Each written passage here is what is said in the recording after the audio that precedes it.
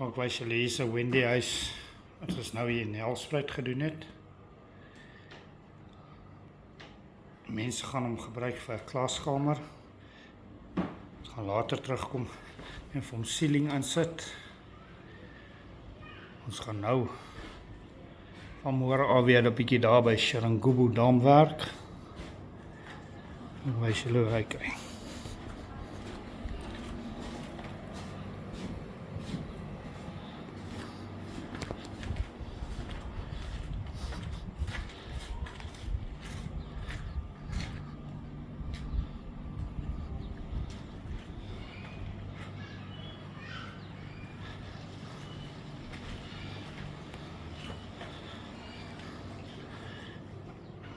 Om net isolasie ingesit.